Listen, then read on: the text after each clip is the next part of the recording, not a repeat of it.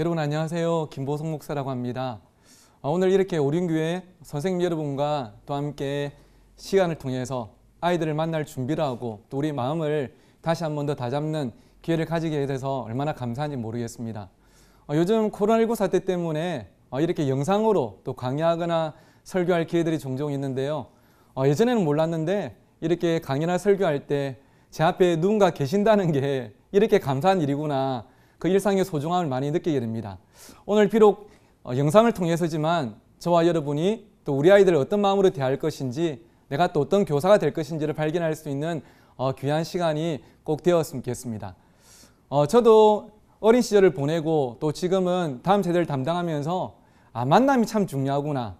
특별히 한 아이가 한 교사를 만나는 것이 이렇게 중요한 것이구나. 그것을 많이 깨닫게 됩니다.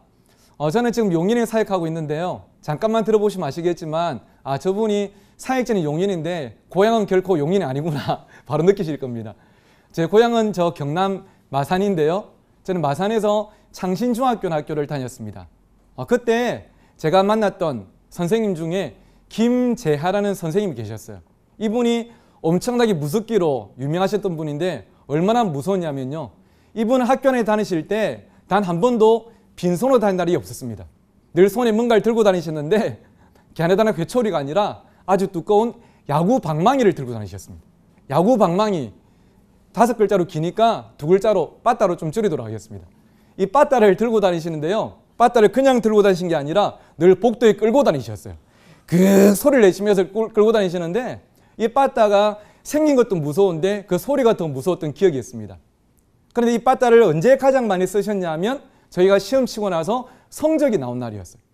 당시에 저희 반은 마트도 아닌데 균일가로 정해져 있습니다. 평균 1점 떨어지면 빠따 한 대, 3점 떨어지면 빠따 3대, 그런 식으로 정해져 있었죠.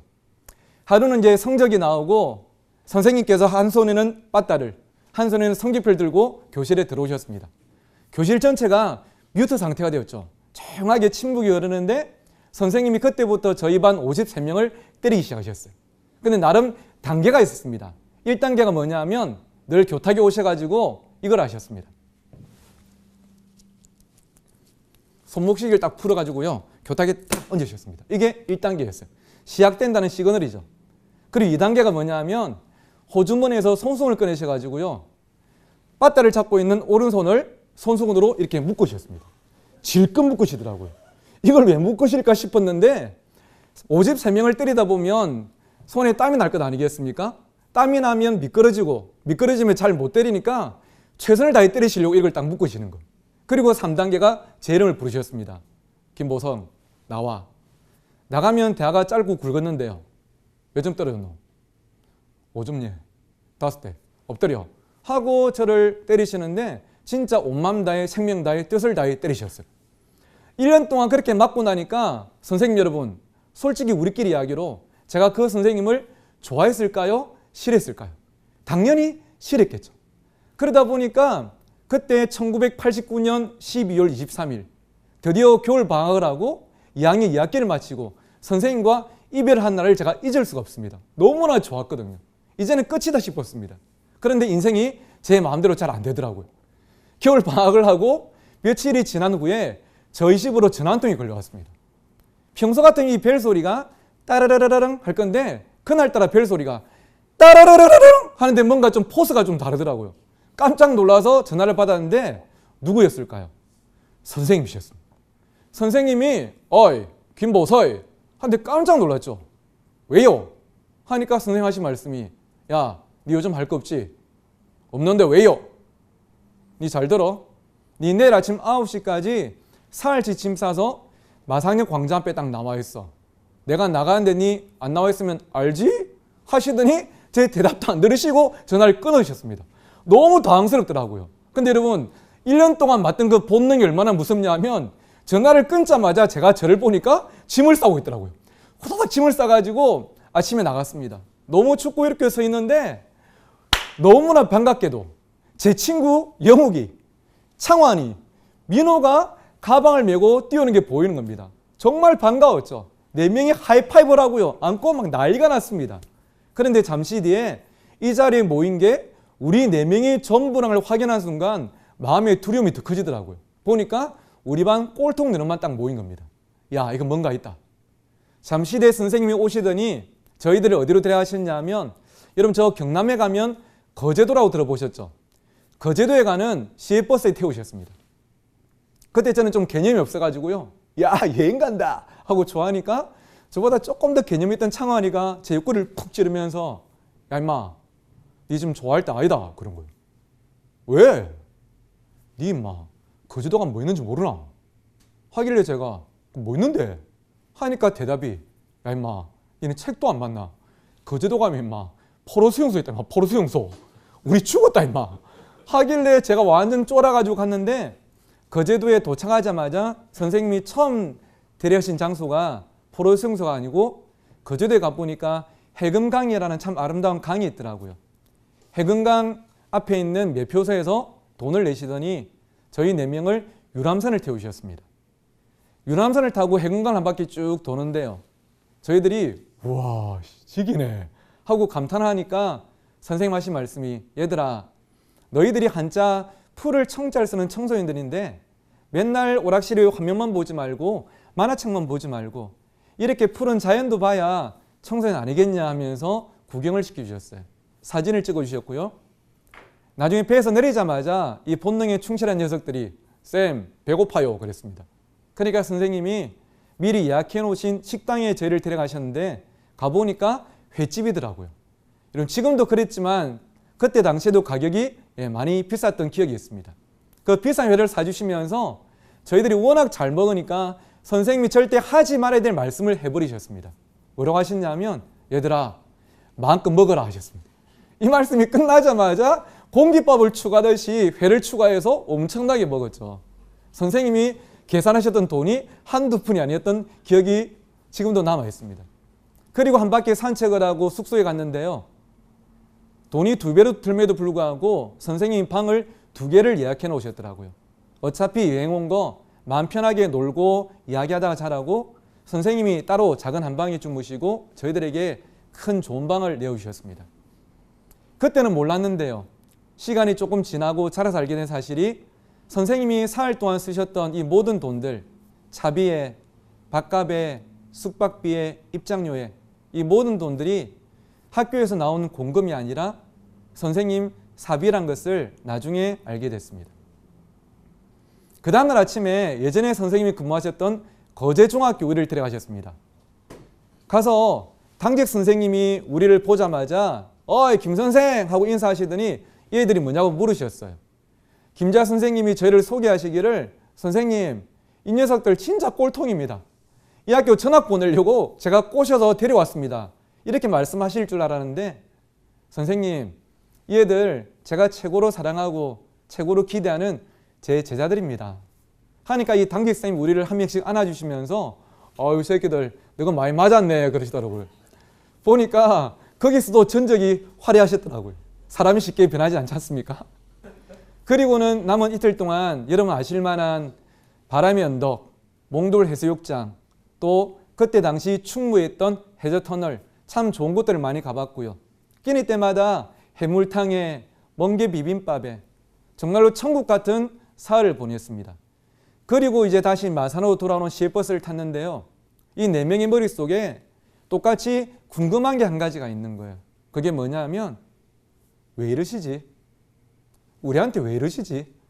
아무리 생각해봐도 선생님이 저희한테 이렇게 잘해주실 이유가 하나도 안 보이는 것이죠. 공부를 잘하는 모범생들도 아니었고 부모님들이 학교에 찾아와서 봉투를 드리면서 우리 애들 잘 봐달라고 부탁하는 그런 애들도 아니었습니다. 부모님들도 이미 다 포기하셨으니까요. 저희들 스스로 답을 찾지 못하고 있을 때 그 시외버스 안에서 선생님이 저희 4명의 10대씩을 바꿔놓는 말씀하셨어요. 시외버스 제일 뒤에 5자리 선생님이 가운데 앉으시고 양쪽에 우리를 2명씩 앉으시고 한 명 한 명 이름을 부르셨습니다. 보성아, 상한아, 영우가, 민호야 부르시더니 너희들 지난 2학기 2학기 기말고사 때 영어 성적 몇 점이었노? 예? 30점. 예. 수학은 몇 점이었노? 20점. 예. 이게 이 4명의 당시의 평균 성적이었습니다. 부끄럽지만 당시 이 4명의 한 가지 공통점이 있었다면 아무도 그 머릿속에 예비 중3으로서 가장 중요한 고등학교를 한 단어가 없었다는 것이죠. 그냥 중학교를 다니고 있었고 그냥 살고 있었습니다. 선생님이 누구보다 저희들을 잘 아셨고요. 일부러 그 질문을 통해서 저희들이 현실을 좀 직시하게 하시더라고요. 야, 그 정도 성적이면 집에 계신 부모님들 너희들 거의 다 손 놓으셨겠네 하니까 창환이가 아주 해맑게 웃으면서 예 하고 대답을 했습니다. 옆에 있는 영욱에게 영욱아 학교 선생님들도 거의 너희 다 포기하신 거 알지? 하니까 영욱이도 멋쩍은 듯이 예 하고 대답을 하더라고요. 근데 옆에 민호도 남아있는데 선생님이 저를 쳐다보시더니 제일 기분 나쁜 걸 물어보셨습니다. 보성아 하나만 더 묻자. 솔직히 니도 네 자신을 포기했지? 하시는데요. 아 기분 나쁘더라고요.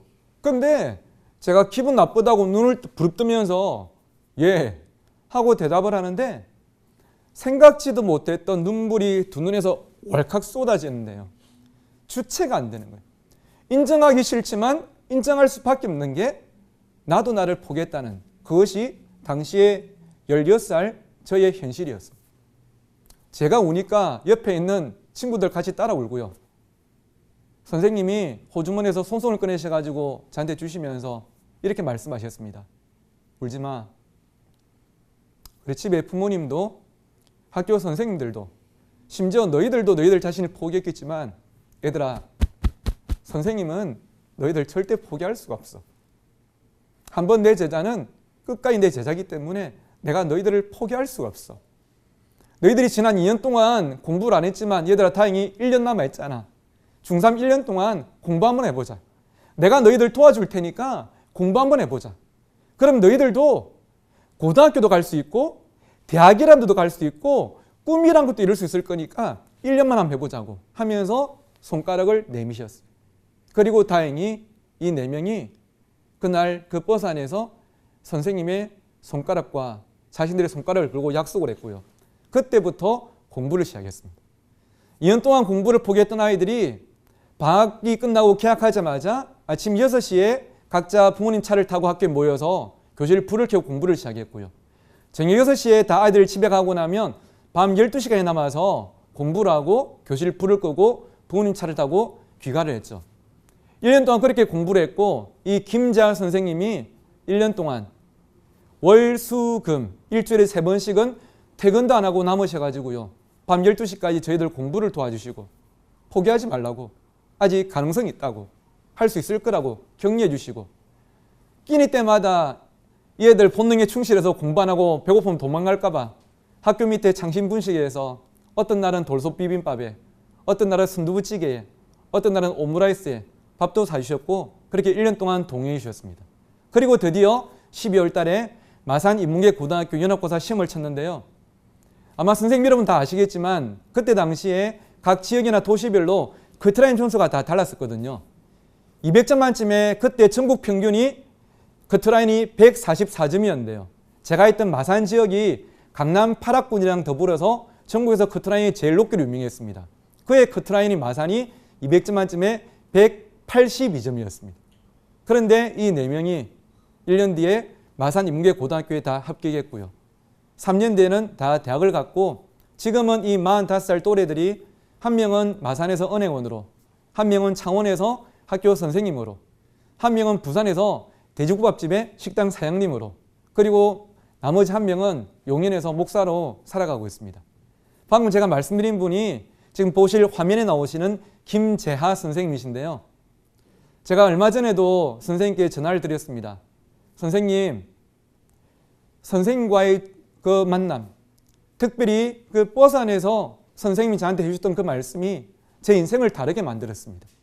선생님은 제 인생의 최고의 만남의 축복이었습니다. 여러분, 아까도 제가 말씀드린 것처럼 어린이 청소년 시절에 어떤 선생님 한 명 만나는가가 그 인생을 달라지게 만들더라고요. 저는 오늘 이 영상을 함께 보시는 모든 오륜교회 교사 여러분이 우리 모든 아이들에게 그런 만남의 복이 되시기를 주의 이름으로 축원합니다. 여러분이 계시기 때문에 아이들이 하나님을 만나게 되고 꿈이 없는 아이들이 꿈을 꾸게 되는 그래서 내가 세상에서는 가치 없는 존재라 할지라도 교회 오니까 오륜교회 선생들을 만나게 되니까 이곳에서 나의 가치를 발견하고 다시 한 번 더 일어나는 그 일들이 2020년 또 앞으로 여러분의 삶 가운데 허락되기를 간절히 소원합니다. 그런 마음들을 오늘 이 시간을 통해서 함께 좀 나누고 싶은데요. 여러분, 교사가 어떤 사람일까? 교사의 정체성에 대해서 오늘 함께 이야기를 나누려고 합니다. 저는 그런 생각을 해보게 됩니다. 요즘 아이들을 보면요, 초등학생들, 중고등학생들을 두 글자로 표현하면 저는 숫자가 아닐까 생각이 됩니다. 숫자. 아이들이 숫자가 되어버렸어요. 그 아이들이 어떤 꿈이 있는가, 어떤 열정이 있는가가 중요한 것이 아니라 아이들이 숫자로 평가됩니다. 몇 점인지, 내신은 몇 등급인지, 또 어떤 청년들은 자격증이 몇 개인지, 그러면서 어른이 되고 나면 연봉은 얼마인지, 숫자로 돼버린 다음 세대들과 지금 또 이 자리에 계시는 우리 선생님들을 보게 되는 것이죠. 늘 아이들이 숫자, 특별히 성적으로 평가받습니다. 그렇죠? 제가 고등학교 때인데요, 하루는 제 친구를 데리고 저희 집에 놀러 갔어요. 어머니가 주방에 계시길래 엄마, 내 친구 왔다, 내 방에 놀고 있을게 하고 방으로 가려고 하는데 설거지를 하시는 어머니가 설거지를 멈추시더니 저를 부르셨습니다. 보성아, 잠깐 와봐라 하고 저를 부르셨어요. 가니까 어머니가 제가 데려온 친구에 대해서 한 가지 정보를 물어보셨습니다. 뭘 물어보셨을까요? 제 이름 뭐야? 제 교회 다녀? 이걸 처음 물어보신 적은 단 한 번도 없었습니다. 늘 첫 질문은 똑같았습니다. 뭐였을까요? 맞습니다. 공부 잘하나? 이거였어요. 제 공부 잘하나? 저희 집에 오는 애들이 다 똑같지 않으니까 성적도 다 달랐겠죠. 하루는 전교 1등을 했던 한 친구가 놀러 왔을 때였습니다. 엄마, 쟤 우리 반 1등이다 하니까 약 10분 뒤에 어머니가 제 방에 오시더니 평소에 안 하시던 노크를 똑똑하고 들어오시면서 손에 보니까 뭘 들고 들어오셨을까요? 맞습니다. 과일 들고 들어오셨더라고요. 그리고 그 과일 쟁반을 그 친구 앞에 놓으시면서 이렇게 말씀하셨습니다. 누구야? 우리 보성이랑 친하게 지내래.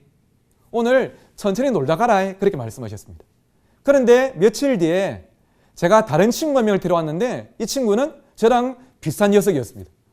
성적이 그다지 아름답지 못했죠. 그 친구랑 제가 방에 놀고 있는데 약 10분 뒤에 어머니가 제 방에 오시더니 노크가 어디 있습니까? 문을 열고 들어오셨는데 과일 쟁반도 없었습니다. 그리고 첫 마디가 뭐였냐면 누구야? 너 금방 안 기다리시나? 빨리 가라! 하고 애를 보내시더라고요. 제가 지금 어머니를 지금 디스하는 게 아니고요. 그 친구의 어떤 이름과 삶 그 자체보다는 무엇으로 아이가 결정된 것이죠? 성적이에요.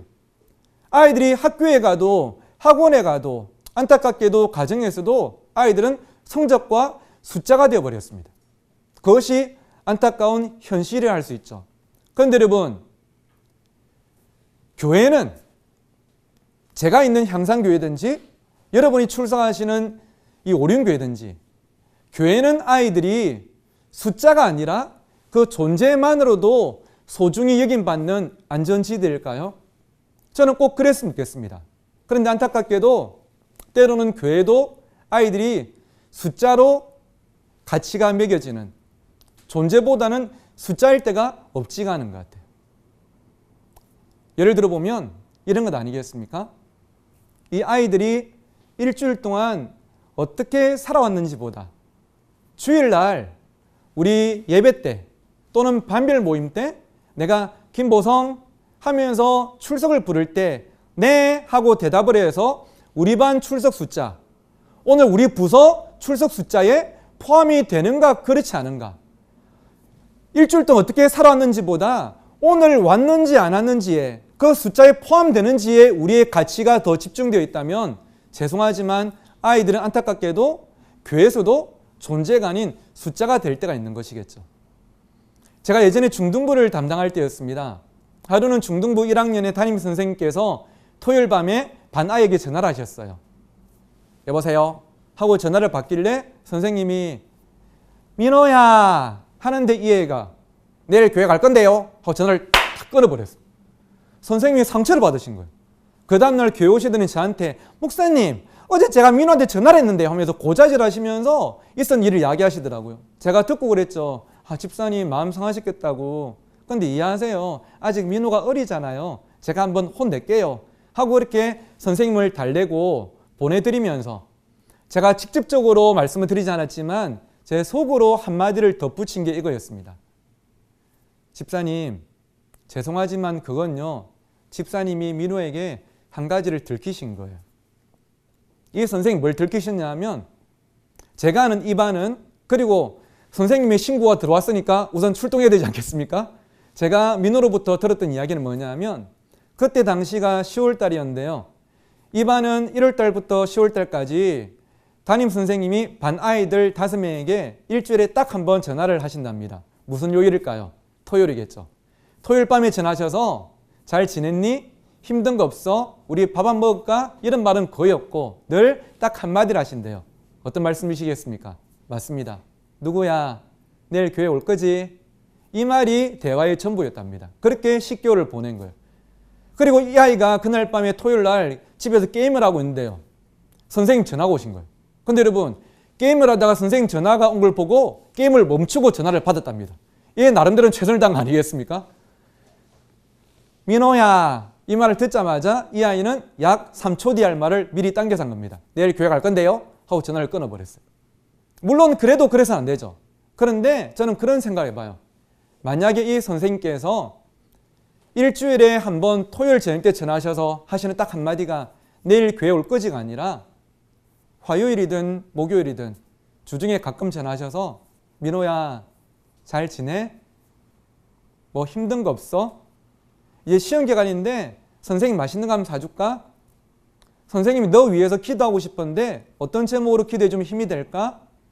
주일날 오고 안 오고의 결과가 아니라 일주일 동안 어떻게 살고 있는지에 그 삶에 관심을 가졌다면, 이 아이를 숫자가 아니라 존재 그 자체로 보듬어줬다면 그 아이가 그날 밤에 그렇게 전화를 받았을까? 물론 그랬을 수도 있지만 철이었기 때문에 저는 좀 다르지 않을까 생각해 보게 됩니다. 안타깝게도 아이들은 교회에서도 숫자일 때가 많이 있는 것이죠. 그런데 여러분, 마가복음 3장에 보니까 제자들을 대하셨던 주님의 마음은 좀 다르셨음을 볼 수가 있습니다. 마가복음 3장에 보면 예수님께서 12명의 제자를 불러 모으시고 그들을 왜 부르셨는지 이유를 말씀하시는 내용이 3장 13절부터 15절까지 나오는데요. 이런 내용이죠. 제 아들을 부르시니 나온지라 이는 자기와 함께 있게 하시고 또 보내사 전도도 하며 귀신을 내쫓는 권능도 있게 하려 하심이라 말씀하십니다. 예수님께서 제 아들을 부르신 목적을 크게 3가지로 말씀하시는데요. 첫 번째는 이는 자기와 함께 있게 하시고, 두 번째는 전도하게 하시고, 세 번째는 귀신을 내쫓게 하기 위해서 부르셨대요. 근데 저는 처음 이 말씀을 접했을 때 좀 이해가 되지 않는 게 있었습니다. 그게 뭐냐 하면 지금 예수님께서 공생의 사역을 시작하시면서 고작 12명을 부르셨어요. 아주 열심히 제자훈련시켜서 내보내시면서 하시는 말씀이, 얘들아 너희들이 지금 해야 될 가장 급선무는 전도하는 거야. 귀신을 내쫓는 거야. 아직 나를 메시아로 믿지 않는 유대인들과 이방인들을 전도해서 예수 믿게 만들고 귀신 들려 고생하는 사람들을 축사해서 하나님 나라가 그 땅 가운데 이름을 너희들은 보여야 돼. 이게 내가 너희들을 부른 가장 중요한 이유라고 말씀하실 줄 알았는데 예수님께서는 의도적으로 이 2가지를, 이런 기능적인 면을 뒤로 밀어버리시고 첫 번째로 무엇을 말씀하셨냐 하면 이는 자기와 함께 있게 하시려고 말씀하셨다는 것이죠. 좀 다르게 말하면, 얘들아 나는 너희들을 어디에 써먹기 위해서 부른 것이 아니야. 너희들이 뭔가를 잘해서 내가 너희들을 부른 게 아니야. 나는 너희들과 함께 있고 싶어서 불렀어. 나는 너희들이 좋아서 불렀고 너희들이 보고 싶어서 불렀어. 너희들이 뭘 잘하든지 그것에 상관없이 나는 너희들 존재 자체만으로 너희들을 사랑해. 이것이 바로 제자를 향한 주님의 마음이셨던 것이죠. 저는 이 지점에서 오늘 강의의 주자인 교사의 정체성을 말씀드리고 싶은데요. 사랑하는 교사 여러분, 교사는 누구일까요? 여러 가지 정의를 내릴 수 있겠지만 제가 오늘 말씀드리고 싶은 교사는요, 아이들을 숫자가 아닌 존재로 대하는 사람이 저는 교사인 줄 믿습니다.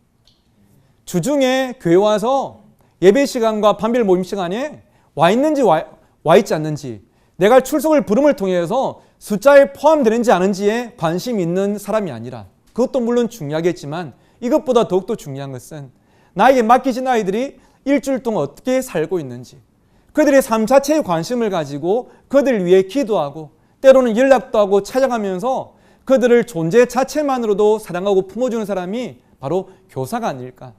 저는 오늘 이 영상을 보고 계시는 우리 오륜교회 모든 선생님들이 그런 교사가 되시기를 주의 이름으로 축원합니다.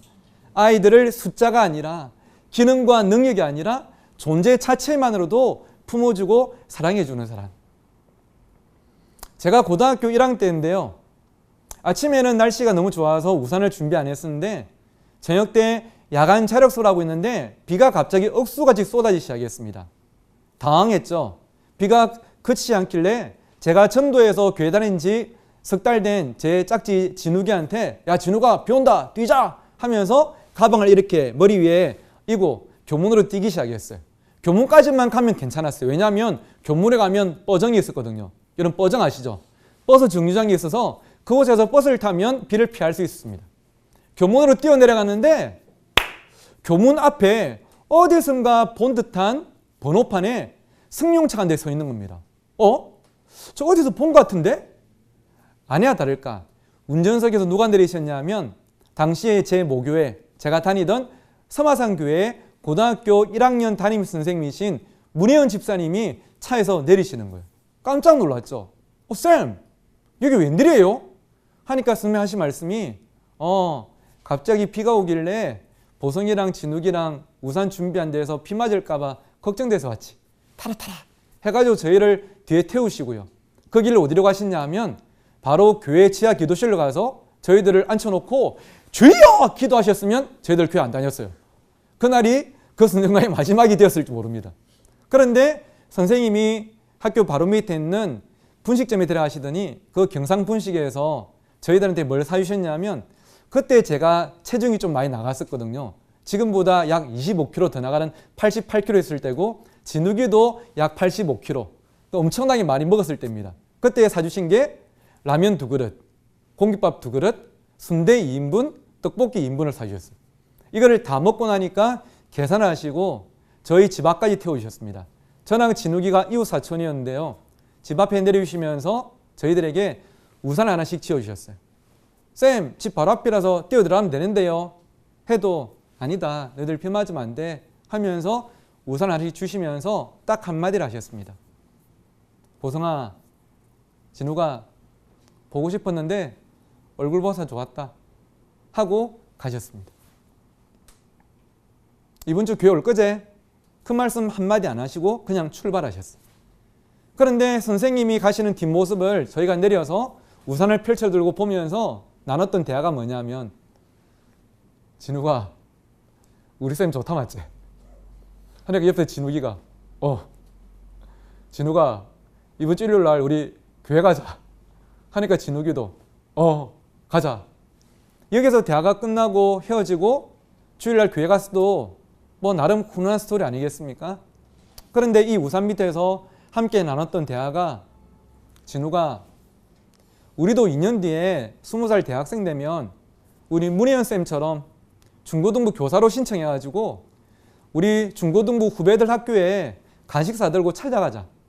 그러면 우리가 바나나 우유도 주고 하드도 주고 하면서 애들 격려해주면 오늘 우리가 이렇게 힘이 나고 우리가 기분이 좋은 것처럼 그 애들도 그렇지 않을까? 진욱이가 진짜 좋은 생각이라고 그렇게 하자고. 그리고 2년 뒤에 20살이 되었을 때에 저는 문혜연 집사님 반의 보조교사로, 진욱이는 문 집사님의 아내 되시는 정혜자 집사님 반의 보조교사로 신청을 하고요. 그때부터 중고등부 교사로서 사역을 시작하고 시간이 날 때마다 까만 봉지에 간식을 사들고 후배들이 다니고 있는 학교에 찾아가서 간식을 주고 하이파이브를 하고 격려해주면서 그들과 함께하는 시간들을 시작을 했습니다.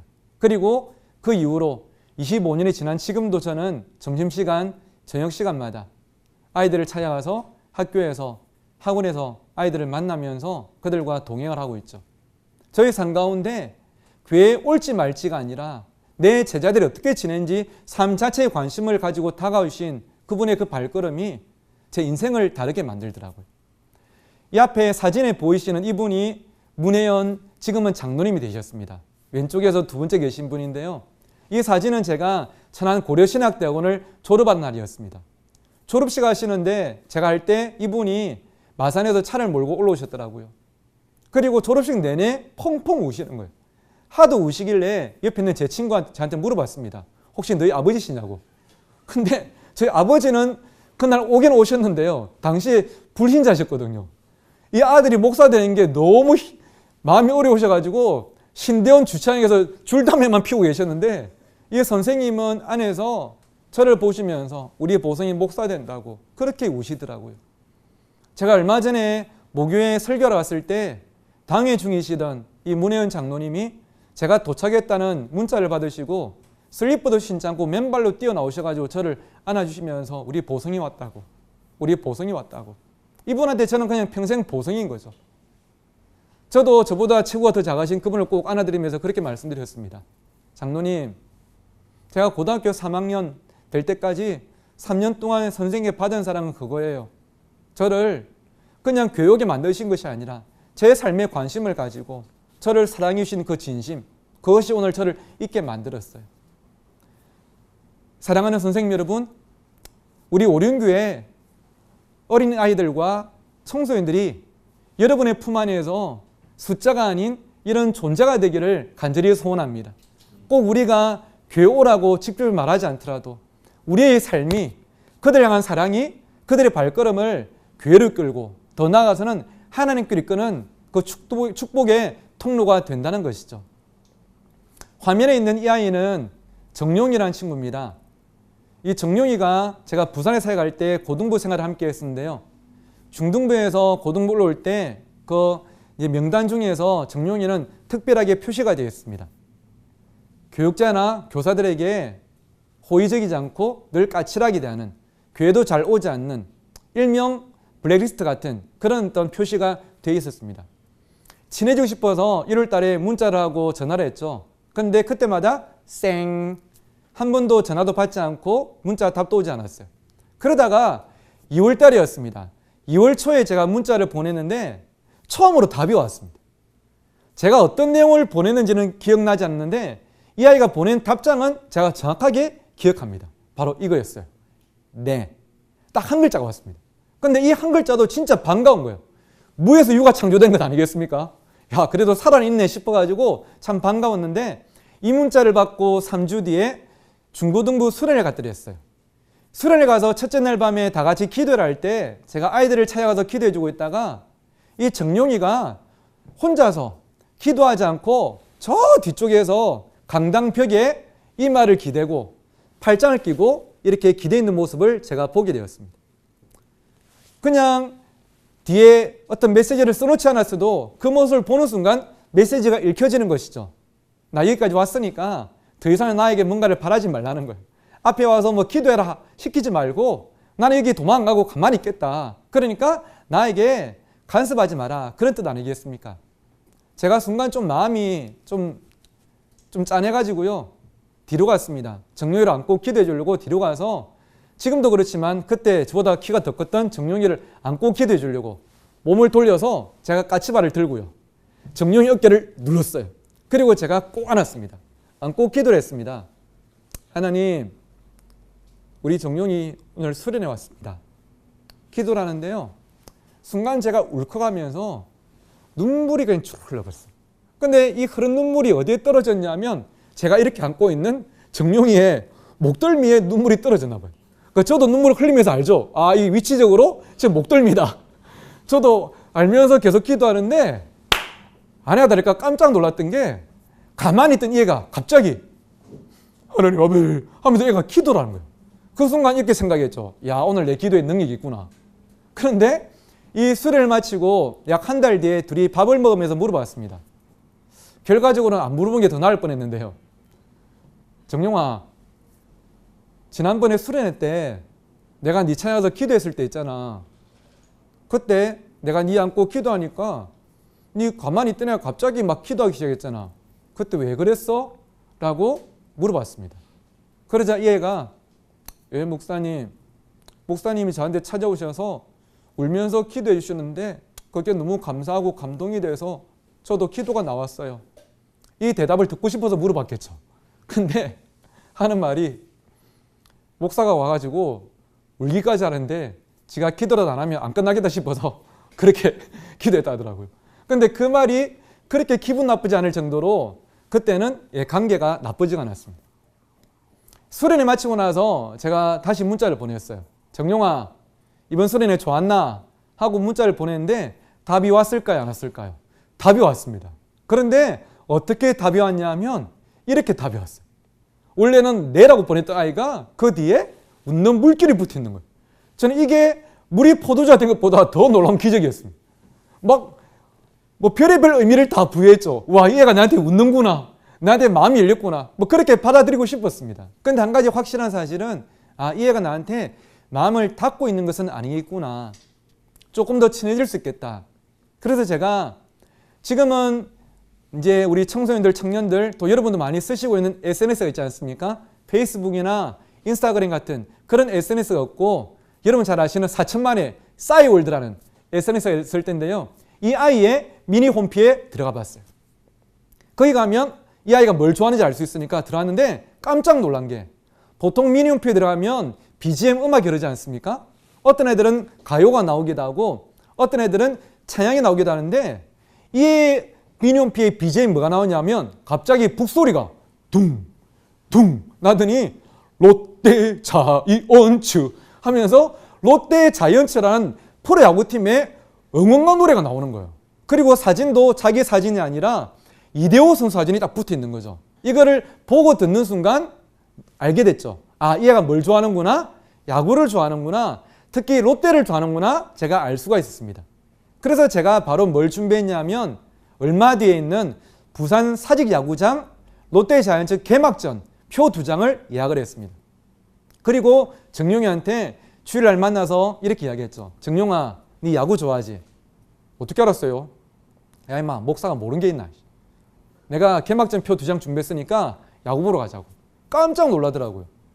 얼마 뒤에 야간 자랑소를 째고 함께 야구를 보러 갔는데 얼마나 좋아하는지. 야구를 보고 나서 내릴 때 천대리처럼 저한테 말하더라고요. 목사님, 저 야구 보는 것도 좋아하는데요. 야구 하는 건 더 좋아요. 하고 내리더라고요. 그래서 그 다음 주에는 친구 지성이를 불러서 3명이서 함께 캐치볼 하면서 야구도 했고요. 같이 야구를 하고 목욕을 하고 밥도 먹고 또 다음에 야구 보러 가기도 하고 또 입학하고 나서 학교에 찾아가고 또 같이 밥을 먹고 그렇게 친해지기 시작했습니다.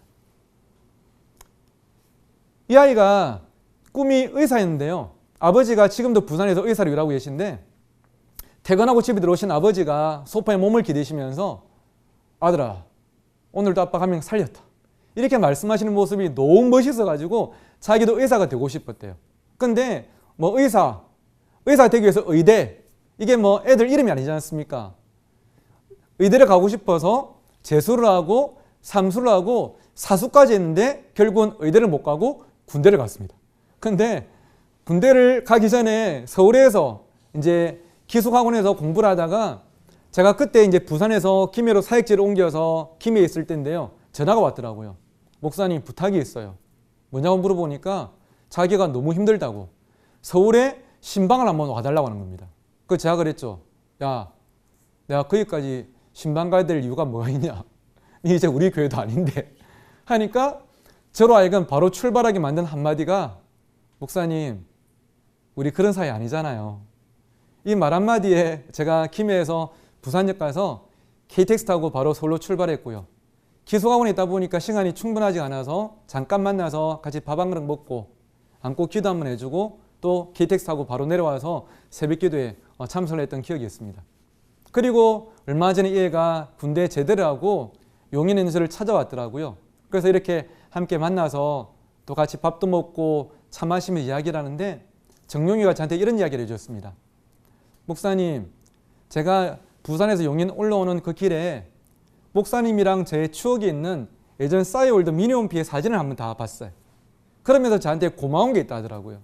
그게 뭐냐 물어보니까 저는 이 아이가 고맙다고 말한 게 서울에 신방 간 거, 또는 야구장에 데려가거나 같이 야구한 거, 학교에 찾아간 거, 밥 사준 거를 말할 줄 알았는데 이 애가 저한테 제 마음을 읽은 듯이 말한 한 가지가 있습니다. 그게 뭐냐면 3년 동안 그렇게 친하게 지내면서도 자기한테 단 한 번도 교회 오란 말 하지 않은 거. 자기도 어릴 때부터 교회를 다니다 보니까 이맘때쯤에는 선생님이나 목사님이 교회 올 거지란 말이 나올 타이밍이 예상이 됐대요. 같이 야구를 보고 집 앞에 내려주면서 정용아 주일날 교회 올 거지? 그 앞에는 이런 말이 숨겨 있지 않겠습니까? 내가 너에게 야구까지 보여줬으니까, 내가 너에게 이만큼 했으니까 너 교회 올 거지? 이 말이 나올 줄 알았는데 한 번도 이 말이 나오지 않았다는 것이죠. 같이 야구를 하고 밥을 먹고 목욕을 하고 하면서 이 아이가 느껴진 게, 아, 목사님은 나한테 이렇게 다가오는 게 나를 교육에 만들기 위해서가 아니구나. 목사님은 그냥 나를 좋아하는구나. 이것이 그 마음속에 느껴져서 이것이 저를 만나고 알고 지낸 지난 시간 동안 가장 고마운 것이라고 그렇게 이야기를 하더라고요. 여러분, 우리 아이들 마음은 다 똑같은 것 같아요. 아직 어리지만 아이들도 아는 것 같습니다. 이 선생님이 나에게 연락한 이유, 목사님 나에게 밥을 사준 이유가 나를 교회 오게 만들기 위함일지, 아니면 정말 나를 좋아해서, 조금 말을 바꾸면 내가 이분에게는 숫자인지 아니면 존재인지를 아이들도 아는 것 같아요. 다시 한 번 더 여러분을 응원하고 축복합니다. 우리 오륜교회의 많은 다음 세대들이, 우리 어린이들과 청소년들이 여러분 품 안에서 숫자가 아닌 존재가 되기를 주의 이름으로 축원합니다. 그런데 선생님 여러분, 저는 한 가지만 더 말씀을 좀 드리고 싶은데요. 하나님께서 숫자가 아닌 존재로 대하시는 대상은 우리 아이들뿐 아니라 오늘 이 영상을 보고 계시는 우리 모든 선생님들과 오륜교회 사역자 여러분도 하나님께는 결코 숫자가 아닌 존재만으로도 소중한 여러분을 믿습니다. 여러분에게 하나님께서 교사라는 직분을 맡기신 것은, 여러분을 사역자로 부르신 것은 여러분을 어디에 써먹기 위해서가 아니라, 여러분을 통해서 어떤 결과를 만들기 위해서가 아니라, 하나님은 여러분이 좋아서 교사의 자리에, 여러분이 하나님과 함께 있는 그 한 자리가 하나님께는 너무나 큰 선물이기에 여러분을 사역자로 부르신 줄 믿습니다. 저도 교사를 해보니까, 또 사역자로 살아보니까 한 가지가 확실하더라고요. 교사가 되면요, 한 번에 더 하나님 말씀을 펼 수밖에 없고요. 교사가 되니까 한 번에 더 하나님 앞에 엎드릴 수밖에 없고요. 교사가 되니까 나를 향한 하나님의 그 포기할 수 없는 사랑을 내가 경험하게 되더라고요. 그 말씀과 기도의 시간을 통해서 그 하나님 사랑을 내가 느끼면서 교사는 하나님께로 한 걸음 더 나아가게 되는 것이죠. 하나님을 더 사랑하게 되고 하나님께 더 감사하게 되는 것입니다. 하나님과의 함께함이 교사에게 가장 큰 복이 되는 것이죠. 그렇기 때문에 사랑하는 선생님 여러분, 때로는 부족한 내 모습을 보고 실망될 때가 있으시죠. 매년 11월 달 정도 되면 전국의 모든 선생님들이 한 가지 동일한 고민하지 않습니까? 내년에 내가 교사를 해야 될지, 2020년 내가 교사로 부르심을 받았지만 내가 계속 하는 게 맞는지. 하지만 여러분, 나는 부족하지만 여러분을 숫자가 아닌 존재로 대하시는 주님 마음을 여러분 꼭 기억하시면서 올 한 해 여러분의 그 부르신 자리에서 힘을 내고 최선을 다하시기를 주의 이름으로 축원합니다. 여러분은 하나님께서 그 반을 관리하고 숫자를 많이 만들려고 부르신 것이 아니고요. 하나님과 함께 있는 그 자리가 소중하기 때문에, 그리고 그 사랑을 흘려보낼 수 있는 통로가 바로 여러분들이기 때문에 여러분을 교사와 사역자로 부르신 줄 믿습니다. 그래서 여러분 주위에 많은 교사들, 동력자들이 계시죠? 내가 힘든 거 저분도 힘들잖아요. 내가 행복할 때 나의 행복은 저분의 행복이기도 하거든요. 그렇기 때문에 동병상련, 이심전심으로 우리 곁에 있는 우리 부서에, 우리 교회의 교사들을 함께 서로 격려하면서 응원하면서 함께 걸어가는 우리가 꼭 되었으면 좋겠습니다. 이것이 얼마나 서로에게 힘과 위로가 되는지 몰라요. 예전에 제가 중등부 예배를 드리면서 정말 잘해야 되는 설교를 죽을 쓴 적이 있습니다. 오늘 설교는 정말 잘해야 될 이유가 있었어요. 근데 그 설교를 망쳐버린 거예요. 얼마나 속이 상하든지 30년 같은 30분 설교 시간을 겨우 마치고 축도를 하고 중등부실에 가 서 있는데요. 마음이 너무 안 좋은 거예요. 망쳐버렸으니까. 그래도 목사가 기분 안 좋다고 주일날 인상 쓰고 있을 수가 없지 않습니까? 억지로 이렇게 웃으면서 이렇게 서 있는데 제가 그 부서를 7년 동안 담당하다 보니까 제 표정만 봐도 제 기분 아시는 여 선생님 한 분이 오시더니 제 어깨를 톡톡 치면서 이렇게 말씀하셨습니다. 목사님, 오늘 설교 은혜 많이 받았습니다. 제가 그랬죠. 오늘 죽순 거 알거든요. 하니까 이분이 웃더니 그냥 가시는 거예요. 그거는 두 글자로 말하면 인정 이거 아니겠습니까? 너무 마음이 안 좋아가지고 제가 그냥 그 길로 교육자실에 내려갔어요. 왜냐하면 교육자실 가면 우리 교육자들이 있으니까. 교육자들은 이 느낌 알거든요. 죽순 느낌. 누가 하나 붙잡고 이 목사 나 오늘 죽 썼어 하면 목사님 저도 그런 적이 있었어요. 이게 되거든요. 그런데 그날 그 시간 따라 교육자실 가니까 그 넓은 교육자실에 아무도 없는 겁니다. 다 예배를 가고 모임을 가고 텅 비어 있었어요. 말할 데도 없고 제자리에 앉았는데요. 파도처럼 밀려오는 그 자괴감, 나 스스로에 대한 실망감. 야, 오늘 얼마나 중요한데 설교 한두 번 하냐. 제 생각이 어디까지 가냐 하면 네가 이러고도 목사냐. 스스로 용서와 납득이 안 되는 거예요. 제가 안경을 벗고요. 앞에 있는 책상에 제 이마를 3번이나 쿵, 쿵, 쿵 쥐어 박았습니다. 차책을 그렇게까지 하고 제가 눈을 감고 의자에 몸을 기대고 마음을 추스리고 있는데요. 이 모습을 누가 봤냐 하면 우리 중등부 1학년에 광빈이가 봐버렸어요. 교육자실에 제가 좋아하는 마이쿰이라는 젤리 주러 왔다가 얘가 창문을 통해 보니까 자기 목사가 이러고 있길래 야 오늘 분위기 심상찮다 해가지고 평소 같으면 목샵 하면서 고함지르 들어왔을 얘가 그날은 들어온지도 몰랐습니다. 아주 조용하게 들어오더니 제가 눈을 감고 의자 몸을 이렇게 기대고 있는데 얘가 뒤에서 저를 꼭 안았습니다. 그리고 저한테 이렇게 이야기를 했어요. 목사님 괜찮아요. 가끔씩은 이런 날도 있잖아요. 제가 이 말을 듣는 순간 확신했습니다.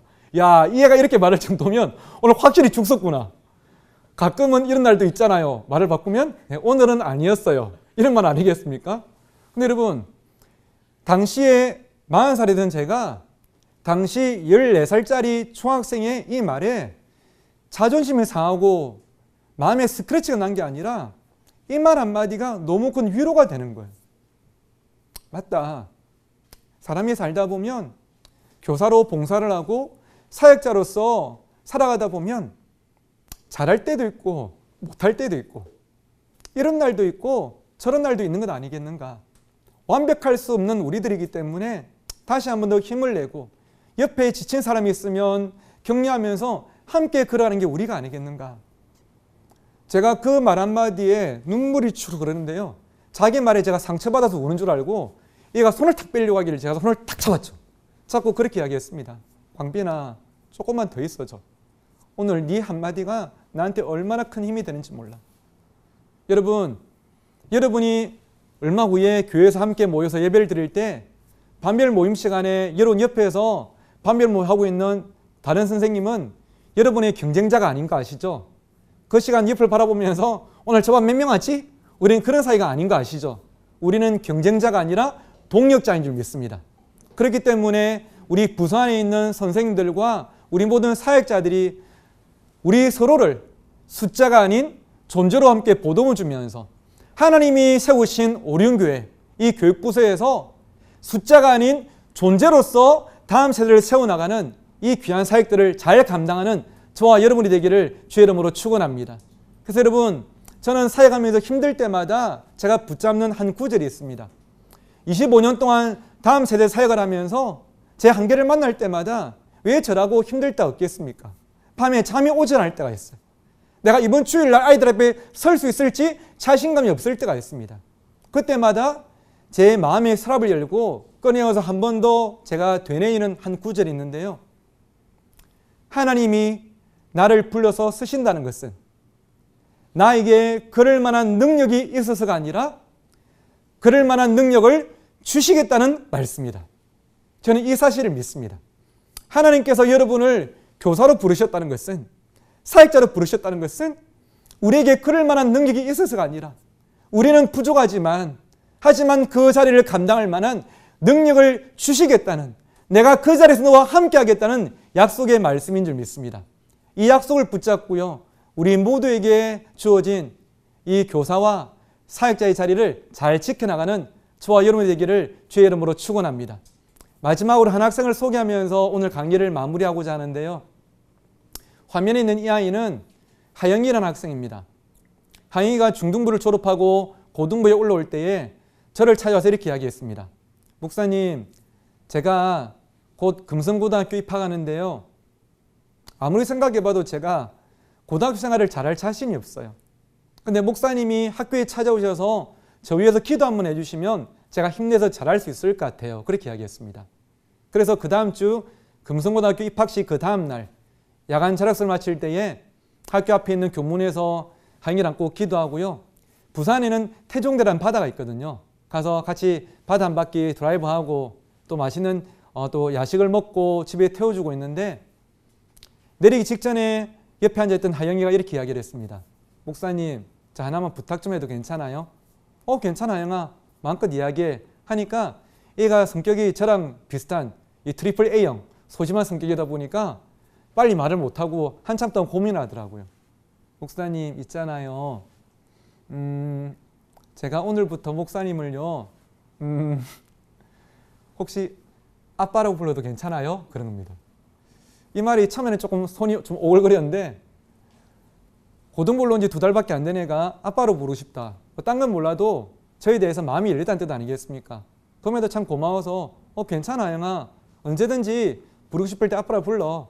그리고 지금 연습 삼아 지금 아빠 한번 해봐 하니까 옆에서 얘가 아빠 하는데, 그때 당시에 제가 물론 결혼을 했지만 아직 저를 아빠라고 부르는 자녀가 없을 때이기 때문에 제 인생에 저를 아빠로 부른 첫 아이가 이 제자 하영이었습니다. 참 기분이 좋더라고요. 하영아, 언제든지 이렇게 아빠라 불러. 근데 네가 지금 내려서 집에 들어가면 진짜 아빠가 계실 건데 네가 진짜 아빠를 두고 딴 사람한테 아빠라 부르면 기분 나빠 안 하실까? 나 같으면 엄청나게 기분 나쁠 것 같은데? 하니까 하영이 하는 말이, 목사님 괜찮아요. 저 지금 집에 들어가도 아빠 안 계셔서 그런 걱정 안 하셔도 괜찮아요. 그런 겁니다. 그래서 아빠 어디 가셨냐고, 혹시 뭐 멀리 출장 가셨어? 물어보니까 얘가 한참 동안 말을 안 하고 가만히 앉아 있더니 아마 말을 할까 말까 고민을 좀 했던 것 같아요. 그리고 처음으로 자기 이야기를 저에게 들려줬습니다. 하영이가 초등학교 입학하기 전에 부모님 2분이 이혼을 하셨는데요. 이혼하시더라도 한 분이든 2분이 또 같이 한 명씩 데리고 가시든 이 자녀들을 양육을 하셔야 되는데 서로 미루시다가 이 2분이 2 자녀를 그냥 버려버린 것입니다. 있을 수가 없는 일이죠. 그런데 그 불행한 일이 이 형제에게 일어나 버렸어요. 2분은 이 아이를 그냥 버려버리셨고, 그리고 각자 재혼을 빨리 하셨고, 그리고 이 2 아이는 옆집에서 임시로 맡아서 잠시 키우기 시작했습니다. 이 말도 안 되는 안타까운 사연을 전라도에 살고 계시는 할머니가 들으시고 내 손자들 고아 되겠다 싶어서 부산으로 넘어오셨죠. 그리고 부산에 있는 한 산 중턱에 있는 판자촌 마을에서 이 2 아이를 키우기 시작한 것입니다. 그래서 초등학생 때도 중학생 때도 고등학생이 되어서도 밤에 집에 가서 아빠 학교 다녀왔어요 라고 말할 아빠가 지금까지 한 번도 없었던 것이죠. 근데 저랑 친해지면서 저를 아빠라고 불러보고 싶었대요. 제가 그 말을 듣고 좀 마음이 많이 어려워가지고요, 차를 잠깐 옆에 갓길에 대놓고 하영이를 안고 한참 동안 울다가 제가 하영이에게 약속을 했습니다. 하영아, 내가 오늘 니한테 한 가지 약속을 할게. 내가 너를 낳지는 않았지만 오늘부터 내가 네 아빠 노릇 한번 해볼게. 네가 계속 공부할 수 있게 뒷바라지도 하고 네가 신앙적으로 잘 자라서 방황하지 않게 내가 케어하면서 네 아빠 노릇 한번 해볼게.